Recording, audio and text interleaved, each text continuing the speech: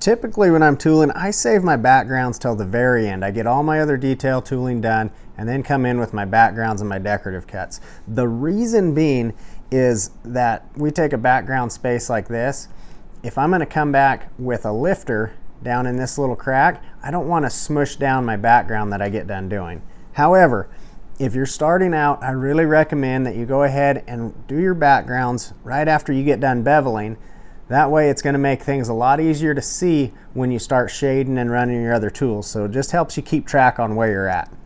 The tools that I'm going to be using here are bar grounders. Now the bar grounders, see if we get focused in here, you can see have different seeds on them. And they're going to come in a variation, 3, 5, 7, different numbers of seeds in each tool.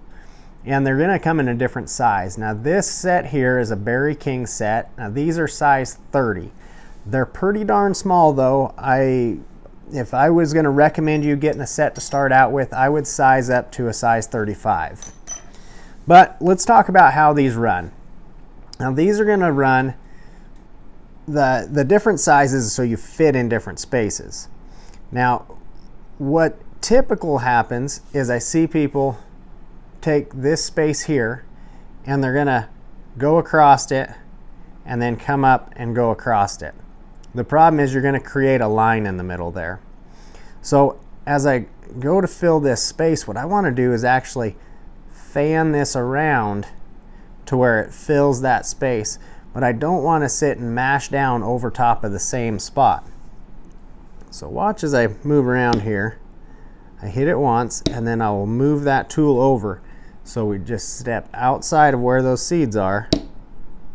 And now I'm going to start slowly fanning that tool around.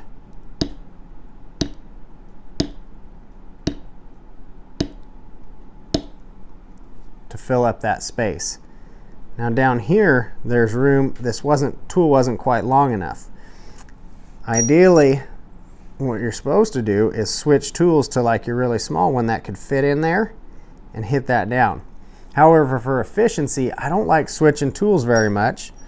So what I've found is I'll take that longer one that I just used to hit down there, and then I'll move it out and those seeds will overlap. And so I can fill that spot without mashing down the rest of it, simply by moving that over to overlap. Okay, now where are my background spaces? We're going to talk more about filling in with these bar grounders, but figuring out where your background spaces are is a big thing. There's two ways to do that. One, you can see here when I transferred that pattern, I took my spot on the pattern that was already marked for a background and I put a dot right down in the middle of those background spaces. So then when you get to this point, it's easy to see and you can go through and find all those background spaces. However, if you don't do that, or you're in a smaller space and sometimes those little marks can bevel away and you don't see those, you want to be able to kind of try to identify what a background space is. And if you're not the one who drew the pattern, it can be hard seeing those sometimes. But a good way to see it is if you have a space where all the lines are beveling down into it, a good rule of thumb is that's going to be a background space. It's the furthest thing back. So if I look at this little space right here, you can see this is beveling out over that, so it's pushing this down, but these side of the lines are beveling out away, so it's standing that up. So anywhere that has a bevel line going out away from it is not going to be a background space. Those background spaces are all going to be beveled down below. Now there's an exception sometimes where you might have a space that all of the lines are beveled down into it, and so it looks like it should be a background space, but maybe there was another leaf laying under there. Then that would be the exception. But you're never going to find a background space that has the lines beveling out away from it. Does that make sense? Okay, let's move on here. Let's keep looking to fill these spaces up. just going to walk this up around here. Again, I look within that space. Now, I'm not quite as particular. Again, I don't want necessarily all my lines throughout the whole project going one direction and size up and down in my tools to make sure everything fits that way. That would be taking a lot of time in a project. You know, if you're working on a contest piece, that's one thing. But for the most part, you're not going to get quite that detailed in your background. So looking at a space like this and deciding, okay, how can I fan this tool and work that so it runs smooth in there? I want the direction of those lines not to be the same throughout the whole project, but within each background space, I want to have them going the same direction or be able to at least fan consistently throughout a space.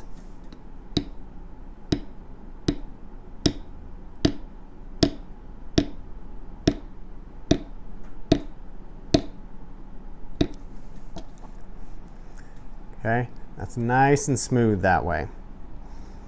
Now here we have a little bit of an odd shape to fill, and this is why I really like this pattern to show you the bar grounding on. But we do have to have somewhat of a joint in here. So I'm going to start down here and we're going to fan up to fill in this area. We're going to start with that. Another big key is to hit with consistent pressure each time with your mallet. That's going to keep the burnishing, so the darkening of the colors, consistent throughout your pattern. Now as I go back up here, we talked over here about sliding that bar grounder over. Watch here as I can move over one. This one I have room to move over a few.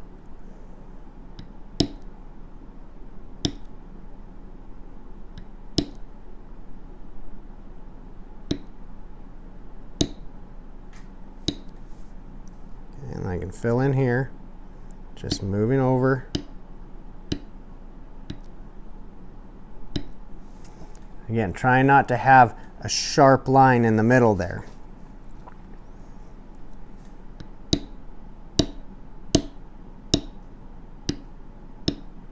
Now, someone else might have a lot of teachings on how to run this differently, where you switch tools a lot to fill in your spaces.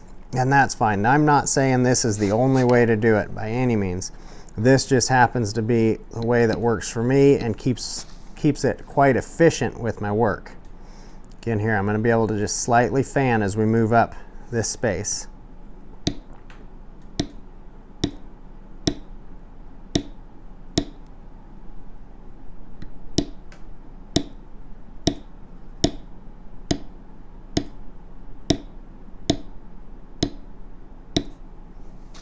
Okay, taking your time and being careful not to overrun and hit on top of your vine work is very important when you're doing this as well. Does it happen occasionally? Yes, of course it does. But we try our best not to let that happen.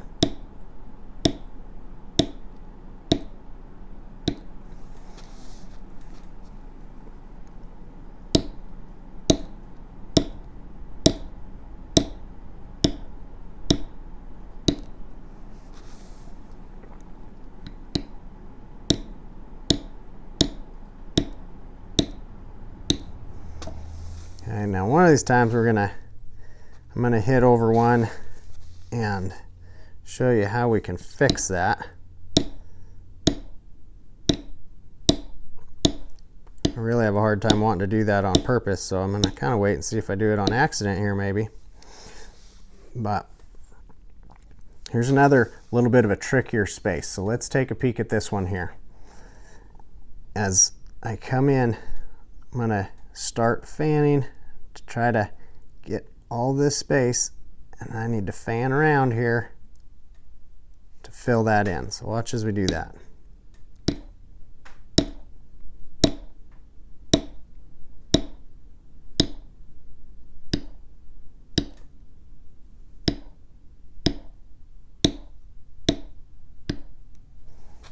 Keeps things looking nice and smooth and consistent through there. Another key too, you see when I started in there, I get right up in that joint. I don't want to hold back, and if I hold back like that, let's look right in here. See how I've left a little bit of a gap in that V that doesn't have a background space? I don't want to do that, because now if I was going to dye backgrounds on this, then it's really hard to get my dye down in there and it doesn't look very crisp. So I'm going to take my tool and actually really get those backgrounds seated right down in that V.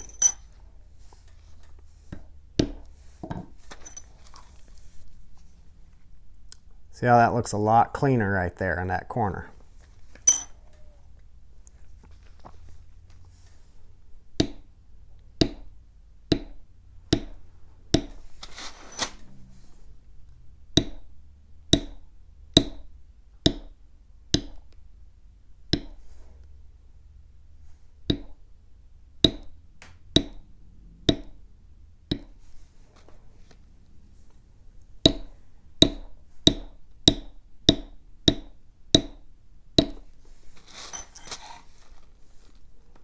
This one here, same thing. I'm going to come up and then we're going to fan around to fill that in.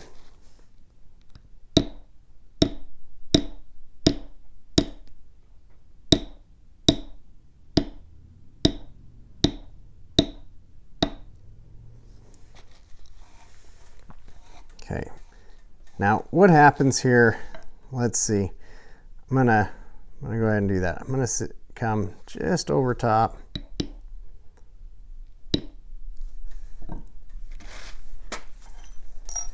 And if we get up here and we accidentally hit that vine work with your cedar, it's not the end of the world, but we don't want to leave it just like that.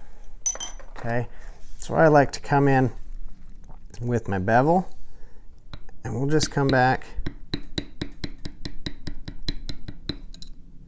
kind of sharpen that line back up. As I do that, I can kind of push a little bit against there with the edge of that bevel, and it cleans that up a lot. Okay, now when we come in later with that shader, it's gonna mush things around and fill it in from this side where you'll never be able to see that. I'm gonna move up here. We'll get this this top side background, and then I want to show you what I do around the outside edge with my bar grounder as well.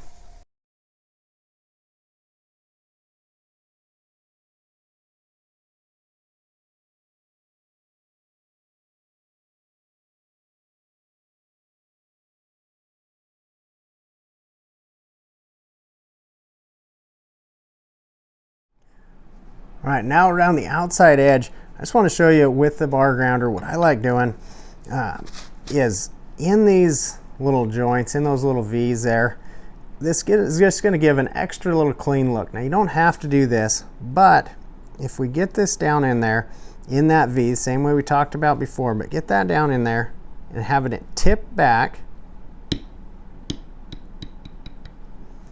I kind of roll that and fade, but it's tipped back, so it's fading that out.